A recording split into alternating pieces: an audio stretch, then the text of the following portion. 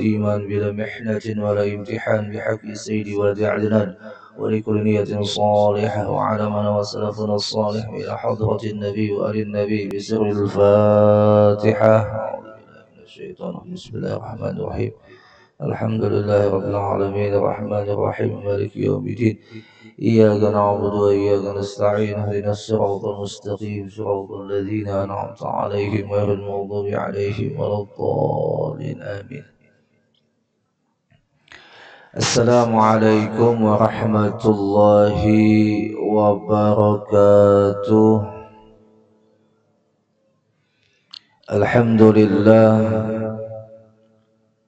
الحمد لله حمدا ينور به القلوب وينقيها به عن كل الشوب. أشهد أن لا إله إلا الله وحده لا شريك له استوى في علمه الشهادة والغيوب. وأشهد أن سيدنا ونبينا محمدا عبده ورسوله الحبيب المحبوب. اللهم صل وسلم وبارك على سيدنا محمد شافي العلال ومفرج الكروب وعلى آله وصحبه ومن إليه منسوب. أما بعد، سبحانك لا علم لنا إلا ما علمتنا إنك أنت العليم الحكيم. لا حول ولا قوة إلا بالله العلي العظيم. نوينا التعلم والتعليم والتذكر والتذكير والنفع والانتفاع والإفادة والاستفادة والحث على التمسك بكتاب الله وسنة رسول الله صلى الله عليه وسلم والدعاء إلى الهدى والدلالة على الخير ابتغاء وجه الله مرضاته وقربه وثوابه. وقال المصنف رحمه الله تعالى ونفعنا بعلومه في الدارين آمين. إذا رأيت عبدا أقامه الله تعالى بوجود الأوراد وأدامه عليها مع طول الإمداد فلا تستحقرن ما نحاه مولاه لأنك لم تر عليه سيم العارفين ولا بهجة المحبين فلولا وارد ما كان ورد. Bapak Ibu jamaah Masjid Al-Mu'minin yang sama-sama dimuliakan oleh Allah, lagi dicintai oleh baginda Rasulullah, mudah-mudahan amin. Kembali kita bersama-sama di subuh Jum'ah yang mulia ini di tahun 1443 Hijriah ini masih Allah berikan sisa kehidupan dan kesempatan bahkan kesehatan untuk kita bisa melaksanakan ketaatan tadinya dengan taufik Allah, yaitu salat subuh berjamaah dan duduk niat i'tikaf sampai terbitnya matahari dengan menuntut ilmu agama. Mudah-mudahan kesemuanya itu menjadi sebab dosa-dosa kita diampuni oleh Allah, dan juga dosa mama dan abah kita juga diampuni oleh Allah, dan dosa para guru kita, dan kebetulan juga para pejuang kita yang kita sebentar lagi akan merayakan ulang tahun kemerdekaan bangsa ini. Mudah-mudahan para pejuang bangsa ini diangkat oleh Allah derajatnya di sisinya. Dan juga mudah-mudahan kita yang ditinggalkan oleh para pejuang mampu meneruskan perjuangan daripada kemerdekaan yang telah diraih mereka, dan kita saat ini berada di dalam naungan kemerdekaan itu dengan taufiknya Allah bisa mengisi kemerdekaan dengan hal-hal yang manfaat, hal-hal yang membawa martabat bangsa ini naik dan mendapatkan ridhonya Allah. Mudah-mudahan amin, Allahumma amin. Bapak Ibu rahimakumullah wa azabakumullah, Al-Imam Ibnu Athaillah As-Sakandari di kalam hikmahnya yang selanjutnya beliau mengatakan, idza ra'aita 'abdan, apabila kamu melihat seorang hamba, aqamahullahu ta'ala, yang Allah jadikan hamba tersebut, Allah tetapkan hamba tersebut biwujudil aurat, dengan mampunya melaksanakan wirid-wirid, wa adamahu 'alaiha, dan hamba tersebut mampu lagi oleh Allah yang memampukan untuk mengistiqomahkan itu wirid-wirid, ma'atulil imdad, bersamaan itu pula sepanjang dia mengamalkan wirid belum lagi dikasih oleh Allah pemberian khusus atau karomat, dalam bahasa ilmu pemberian Allah kepada para walinya. Fala tastahqiranna, maka janganlah kamu sekali-kali menghina merendahkan mereka. Ma manahahu, dengan apa yang telah Allah berikan kepada mereka. Li'annaka lam tara alaihi simal arifin, karena sesungguhnya kamu kadang melihat lagi bahwa mereka yang mengamalkan wirid secara istiqomah itu tidak terlihat tanda-tanda orang arifin. Wala bahjatal muhibbin, tidak juga terlihat memancar golongan muhibbin. Falaula waridun maka nawirdun, maka jikalau tidak ada pemberian maka tidak ada yang diberi. Jikalau tidak ada warid maka tidak ada wirid, dan adanya wirid karena adanya warid.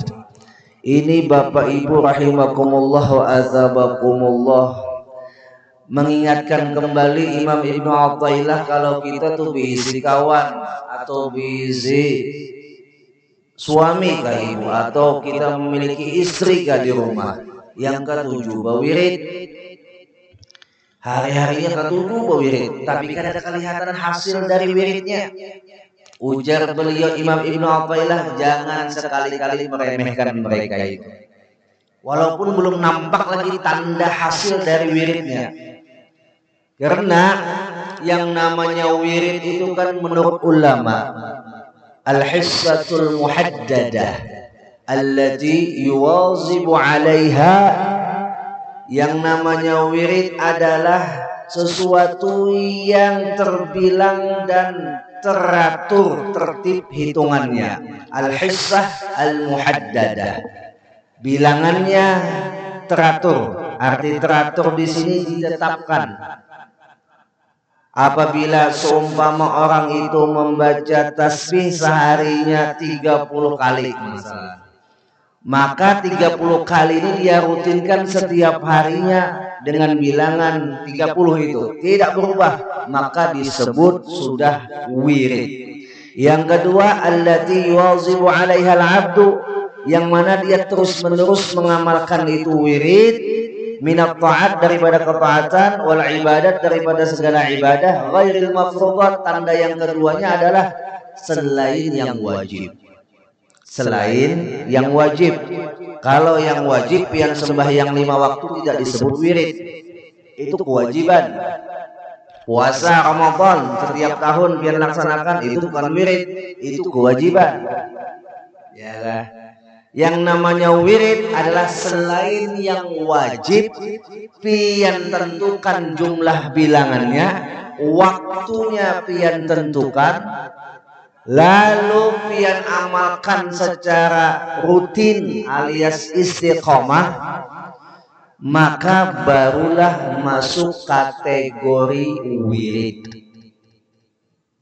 Umpama habis sembahyang 5 waktu pian membaca tasbih 33, baca tahmid 33, membaca takbir Allahu Akbar 33, dan satunya supaya sempurna 100 bilangannya dengan disempurnakan membaca la ilaha illallah wahdahu la syarikalah lahul mulku wa lahul hamdu yuhyi wa yumiitu wa huwa ala kulli syai'in qadir. Ujar Nabi, ghufirat dzunub, maka Allah mengampuni dosanya. Wa in kana mithla zabadil bahr, jika seandainya dosanya itu banyaknya seperti buih di lautan, Allah hapus itu dosanya dengan membaca tasbih 33, tahmid 33, takbir 33, dan disempurnakan la ilaha illallah wahdahu la syarikalah lahul mulku wal hamdu yuhyi wa yumiitu wa ala kulli syai'in qadir.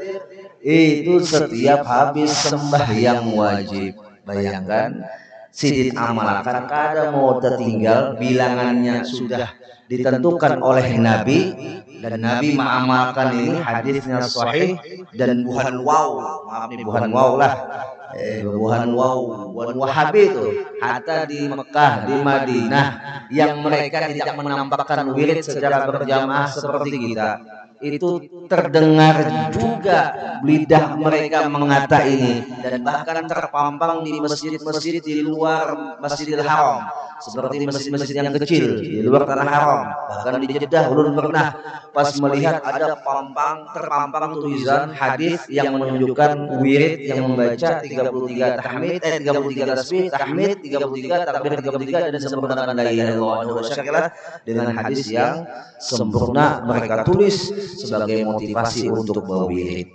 Tapi bedanya mereka dengan kita, mereka berwirid kada nyaring, kita nyaring. Lalu Imam Syafi'i mengatakan boleh kita berwirid itu berjamaah dan bahkan banyaring dengan niat li ta'lim. Apa li ta'lim? Mengajarkan kawan di belakang yang kada bisa berwirid agar bisa berwirid. Yang kedua, yang kada terbiasa melafalkan wirid akhirnya terbiasa melafalkan wirid karena ada yang membimbing. Kada usah jauh-jauh Bapak Ibu, yang dibimbing oleh imam aja tuh kada berataan menjama baca bujur ada. Iya mah imam tuh nak banyak sudah subhanallah subhanallah subhanallah ya. Itu kada berataan kitab. Iya kah? Yang mengumpati, apalagi kada ada yang membimbing. Nah, umut-umutnya untung sembahyang Assalamualaikum warahmatullah, diaman berataan. Lalu judulnya mengheningkan cipta mulai. Iya kah?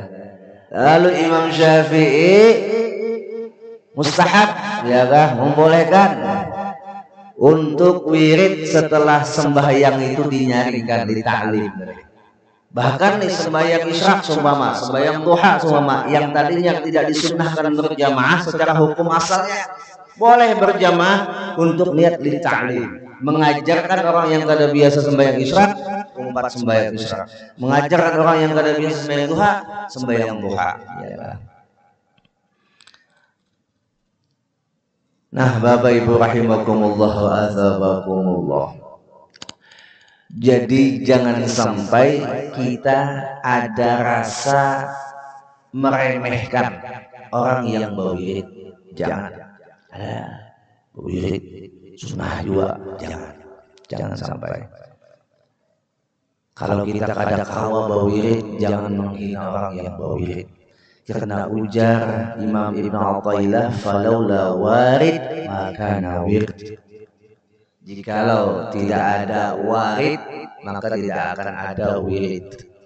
Jadi wirid itu ada karena ditolong oleh Allah, karena diberikan taufik oleh Allah, karena diberikan inayah oleh Allah kepada hambanya yang mampu berwirid. Pian tahulah, jangan pun yang namanya Al-Quran, bacaan, tasbih, tahmid, tahlil, tuh bubuhan yang ahli mantra. Ya, bubuhan ahli mantra, bubuhan ahli jambi-jambi. Mereka mewiridkan amalan jin dan setan saja ada dampaknya, ada hasilnya, tapi hasilnya hitam. Iyalah. apalagi mengamalkan yang memang diamalkan Nabi, mengamalkan yang diamalkan oleh para sahabat dan ulama. Ngantor silahkan, ke pasar silahkan, tapi ingat, setiap apapun keadaan kita ada saja wirid. Masuk pasar ada bacaannya, bujur ada. Masuk masjid ada bacaannya, keluar masjid ada bacaannya. Ada saja wirid sebenarnya. Bahkan masuk WC pun ada bacaannya, keluar WC ada bacaannya. Hendak guring ada bacanya, bangun guring pun ada bacanya, hendak makan ada bacanya, setelah makan ada bacanya, hendak minum ada bacanya, setelah minum ada bacanya. Semuanya sebenarnya kita kadang lepas dari wirid. Cuman apabila kita kadang mendudukan dengan syarat yang seperti disebutkan tadi, al-hissatul muhaddadah, bilangan ditentukan, waktunya selalu dirutinkan, dan juga selalu mudawamah istiqamah, dan selain yang wajib, maka apabila selain yang 4 tadi ada disebut wirid. Kalau 4-4-nya kita penuhi syaratnya, maka termasuklah wirid. Setiap makan baca doa berarti wirid. Ya, setiap guring bacaan berarti wirid. Menguap, ya. Jadi menguap mau luas banget. Terbiasa sih baca. Kenapa pas menguap itu bacaan? Kenapa? Kalau pilihan iblis masuk, ya lah. Wahid, hadisnya laring. Alhamdulillahnya terdengar. Allah. Itu semua apapun kita sebenarnya disuruh berwirid, bacaan. Jadi jangan sampai kita menghina orang yang berwirid. Man laisa lahu wirdun fahuwa kirdun, ujar Imam Al-Ghazali. Bahkan juga Habib Abdurrahman As-Saghab, beliau mengatakan orang yang kada punya wirid itu warik. Tahu warik lah, monyet. Kenapa diumpamakan seperti monyet? Karena monyet itu gawiannya loncat-loncat, kadang netap. Kalau bisa jauh-jauh, ayahanda nih semua biasa duduk di situ. Biasa duduk di situ ya. Setiap di Masjid Al-Mu'minin duduk di situ. Meninggal pian pasti membayang terus. Biasanya Pak Haji Al duduk di situ. Jujur ada. Keistiqomahan itu membekas. Sini itu selalu duduk di belah situ aja. Di situ sudah meninggal, asal terbayang harus lawan situ. Istiqomah, meninggalkan bekas yang baik. Apa gerak istiqomah itu? Luzum an ta'atillah,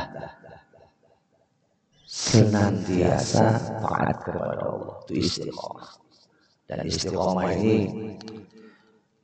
khairun min alfi karamah, lebih baik daripada 1000 karamat. Karena yang namanya karamat bisa berhilang, jin bisa berhilang. Yang namanya karamat bisa terbang, burung bisa terbang. Yang namanya karamat bisa berandam di banyu berlawas, ialah iwak, ialah salawasan di banyu.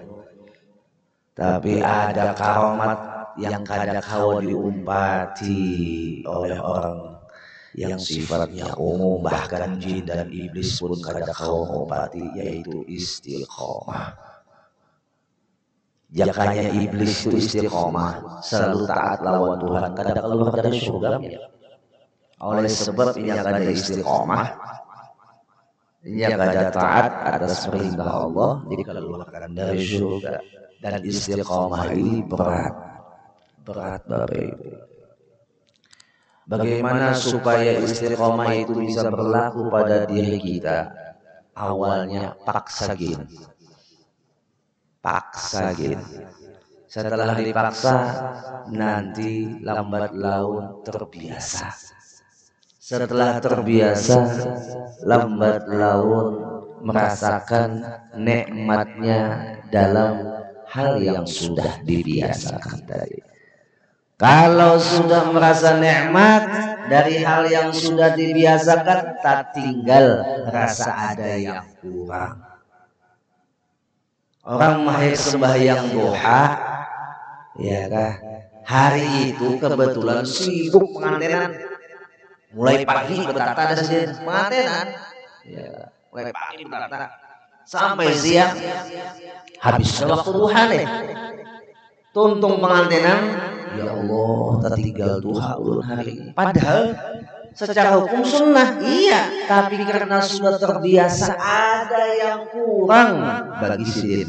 Akhirnya diqadha sidin. Bolehkah? Boleh. Sembahyang sunnah yang punya waktu boleh diqadha dengan syarat sudah menjadi amalan bagi dia. Boleh diqadha.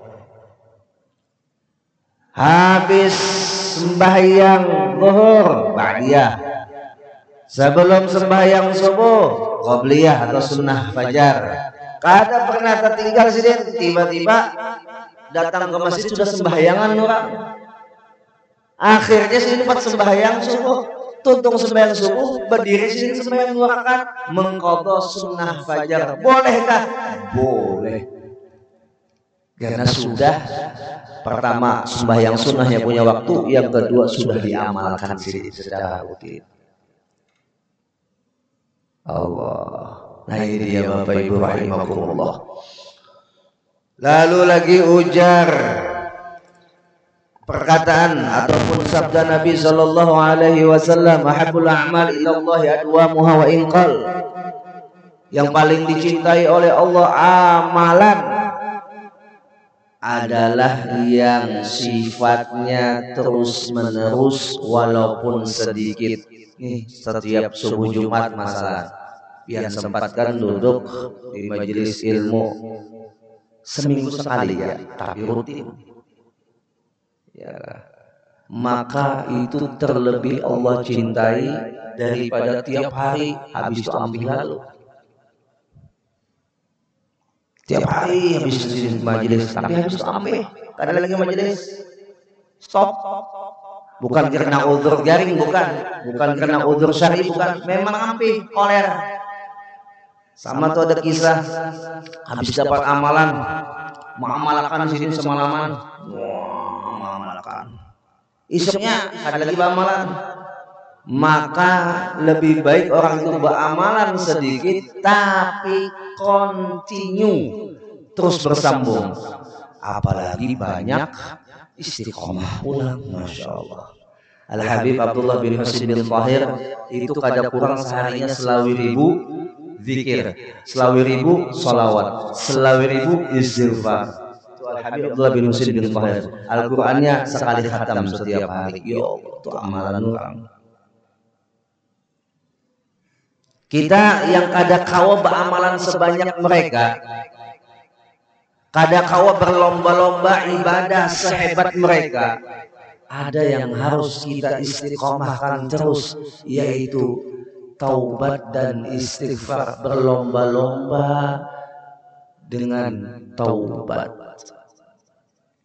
berlomba-lomba untuk menggapai keampunan. Itu seminimal mungkin, jangan sampai kita tinggal. Istighfar habis sembahyang, bayangkan baru assalamualaikum warahmatullahi, assalamualaikum warahmatullahi, astagfirullah, astagfirullah, astagfirullah. Padahal habis sembahyang, karena habis melakukan dosa, disuruh beristighfar oleh Nabi 3 kali. Sunnahnya habis salam baca istighfar. Habis itu membalikkan badan si imam dari posisi mihrab, bahu kirinya ke mihrab, bahu kanannya ke jamaah. Berarti posisi imam seperti ini. Kenapa jadi Nabi menganjurkan seperti itu? Kata Nabi, pertama menandakan bahwasanya sudah selesai sholat, dan apabila datang orang mau sholat, dia akan melaksanakan sholat yang baru, artinya membuat jamaah baru. Yang kedua, menghilangkan takaburnya si imam, sombongnya si imam apabila dia tidak mau menoleh sedikit pun ke jamaah. Lalu sunnah berpindah, itu dalam hadis. Ini kenapa imam berpindah posisi? Itu memang ada hadisnya. Kapan? Allahumma antas salam wa minkas salam. Pada saat membaca itu sudah mulai posisi imam memindahkan posisinya, bahu kanannya ke jamaah, bahu kirinya ke kiblat. Kalau dia berada di Masjid Nabawi, kecuali di Masjid Nabawi, hadis itu dalam hukum fikih, maka dia si imam ataupun kita sebagai makmum, ya kan, mun hendak juga mengamalkan itu, hendak memindah posisi ini, jangan memindah posisi sebelah kiri ini ke kiblat, sebelah kanannya ke jamaah. Kenapa? Karena makam Nabi sebelah kiri, ya kan? Makam Nabi sebelah kiri badan. Ini kiblat kan? Makam Nabi sebelah kiri badan. Amunnya di kiblat, amunnya di belakang makam Nabi, pas sudah di makam Nabi, amunnya sebelah kanan nih. Sebelah kiri badannya itu makam Nabi. Pas dia sembahyang, amun dia membelakangi, memindah posisinya kan kiblat. Allah Akbar, kiri dia ke makam Nabi. Habis itu memindah badan, tadi kan nih kiri ke kiblat, kanan ke jamaah, berarti posisi dia membelakangi makam Nabi. Ya kan? Maka tidak disunnahkan berbaliknya ke kanan. Disunnahkan apabila di Masjid Nabawi berbaliknya, dibalik kanannya ke jamaah, kirinya ya kan ke kiblat. Jadi posisinya kanannya ke kiblat atau belakang? Kanannya ke kiblat, kirinya ke jamaah. Jadi kan posisi itu ini. Posisi ini. Habis pindah, nah kanannya kiblat, kirinya ke jamaah. Kanannya ke kiblat, kirinya ke jamaah. Jadi posisi kita menghadap makam Nabi. Ini kalau di Masjid Nabawi menurut pendapat ulama fikih Syafi'i. Kalau ta'adduban, ini namanya adab di tempat makam Nabi. Nah ini dia Bapak Ibu rahimakumullah wa a'lazakumullah. Setiap adab ada sir, ada rahasia yang Allah akan beri. Setiap akhlak akan Allah berikan rahasia di dalam orang yang menjalankan akhlak itu. Nah, jadi Bapak Ibu rahimakumullah wa azabakumullah. Siapakah mereka yang berwirid aja, siang beramal aja, istiqomah mereka beramal, tapi kada terlihat lagi nampak tanda arifin dan muhibbin, mereka itu disebut dengan golongan abrar. Golongan abrar ini dia begawi juga, dia menuntut gawia dunia juga, dia mengharap dunia juga, bahkan dalam wiridnya pun ada kritik dunia. Ini golongan abrar tapi istiqomah, disebut dengan golongan abrar. Yang kedua, yang kada ada garat dunia, yang kada ada keinginan dunia dalam wiridnya, ini namanya golongan muqarrabin. Golongan muqarrabin terbagi dua, ada muhibbin, ada arifin. Jadi apabila orang yang pertama tadi golongan abrar yang masih di bawah, ya kayak kita nih, mudah-mudahan kawajua istiqomah di golongan abrar gini, untung mana sudah ya kah istiqomah bawirid, tapi kada ada lagi nampak di wajah kita, di keseharian kita seperti orang arifin dan muhibbin, itu sudah selamat, sudah mendapatkan golongan abrar. Tapi kalau bawirid sudah gada, dunianya disasah, nah ini sudah lepas dari golongan abrar. Orang bawirid masih ada dunianya, itu masih disebut dengan golongan abrar. Tapi kalau orang yang berwirid kada ada lagi garat dunianya, semata dia berwirid menuntut ridha Allah, kada bercampur jurang, okay. Maka disebut dengan golongan muqarrabin, dan di situ terbagi dua, dan itu golongan arifin dan golongan muhibbin. Ya Allah, Allah memudahkan kita untuk mencapai kualitas kehambaan kepada golongan-golongan mereka yang diberikan oleh Allah kedudukan tinggi di sisi Allah, yaitu golongan arifin, yaitu golongan yang ma'rifat kepada Allah. Makanya sudah dibahas pada pertemuan yang sebelumnya, ikhlas itu kan terbagi tiga, ada ikhlasul awam, ada ikhlasul khawas, ada ikhlasul khawasul khawas. Nah kita yang awam ini di ikhlasul awam, sudah diterima oleh Allah karena posisi kapasitas kita di situ. Tapi mun mandek di situ aja kada mau meningkatkan titel kita, jabatan kita di sisi Allah, maka kita hanya monoton atau disebut orang yang rugi, yang mana hari ini sama dengan hari kemarin, itu disebut dengan orang yang rugi. Dan apabila hari ini lebih buruk daripada hari kemarin, itu orang celaka. Dan apabila hari ini lebih baik daripada hari kemarin, maka itulah orang yang beruntung. Jadi lihatlah diri kita, tambah naikkah, tambah turunkah, atau mendatarkah? Kembali kepada diri kita. Kada usah kita nilai orang lain, kita aja masih belajar. Buat apa kita memvonis dan menghakimi orang? Hakimkan diri kita, kita sama-sama belajar.